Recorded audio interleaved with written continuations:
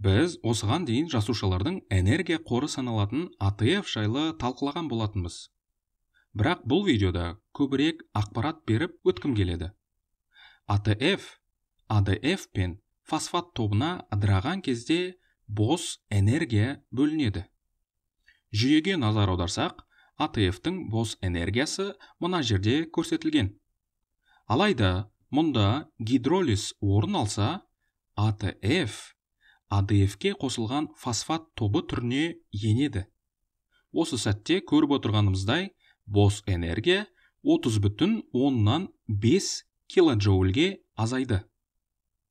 Демек, біздің дельта G минус 30,5-ке тең. Бұл спонтандық реакция. Себебі дельта G 0-ден кіші мәнге е. Мұны алғаш естігенде, біз егер реакция өздігінен жүрсе, неге барлық АТФ пен судың барлығы АДФ-қа айналып, өз энергиясын жылуға немесе басқа бір нәрсеге жібереді деп сұраймыз. Оның жауабын мына өркештен табамыз. АТФ осы өркешке жетуі қажет. Бұл активтену энергиясы. Егер реакцияны катализдейтін, яғни жылдамдығын арттыратын фермент болмаса, энергия сәл жоғары көтерілуі қажет. Оның себебін білу үшін мына жердегі молекулалық құрылымдарға қарайық. Бұл гидролиз процесі. Гидролиз дегенде естігенде көпшілігі су молекуласын еске түсіреді.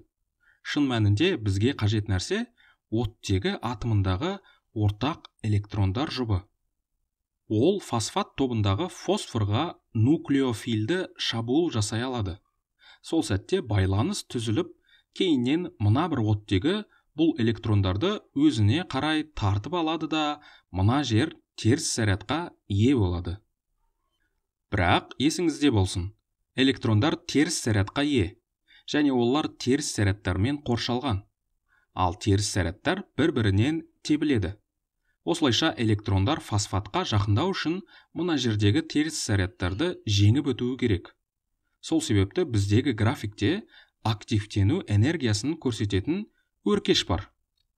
Сонымен, теріс зарядтарды жеңіп өту үшін бізге аденозин 3 фосфатаза ферменттер класы қажет. Олар үлкен ақуыздар кешенінен тұрады, және АТФ-ті өзіне жалғайды. Аденозин 3 фосфатаза АТФ молекуласын қоршауға тырысады. Олардың оң зарядтары бар. Мысалы, мына жерде оң заряд тұр делік. Осылайша фермент жоғарыдағы электрондарды ұстап тұрады. Ал ол уақытта су немесе басқа нәрселер нуклеофилді шабуыл жасайтын болса, мына жердегі электрондар жайлы уайымдамайтын болады. Бұл тұста және мына бір тұста оң зарядты ион болуы мүмкін. Есіңізде болсын, егер біз 3 өлшемді, яғни 3D тұрғыдан алсақ, АТФ молекуласының айналасында әртүрлі жолмен қоршалған нәрсе аденозин 3 фосфатаза.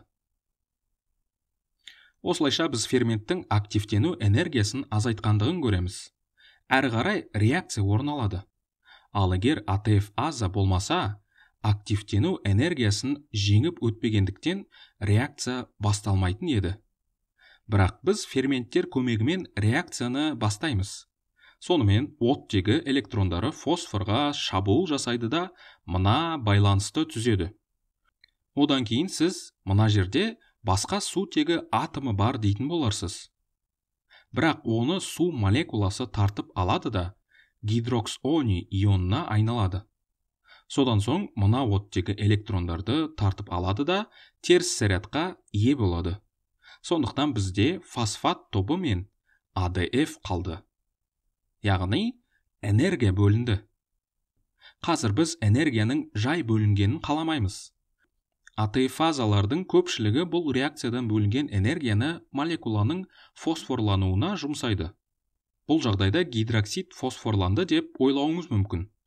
Бірақ басқа бір нәрсе фосфорланады, немесе АТФ-фазаның құрылымы өзгеруі мүмкін. Яғни, молекулаларды концентрациялық градиентке немесе электрохимиялық градиентке қарсы тасымалдай алады. Осылайша, біз энергияның бостан-бос бөлінгенін қаламаймыз. Кейде жай ғана жылу өндірілгенін қаласаңыз, солай да болуы мүмкін. Бірақ көп жағдайда энергия жасушалар үшін пайдалы нәрселерге жұмсалады. Сіздер АТФ пен гидролиз реакциясы туралы құнды ақпарат алдыңыздар деп үміттенеміз. Фосфат топтарында байланысты үзу үшін су молекуласы қолданылатындықтан, реакцияның гидролиз деп аталатынын еске саламыз.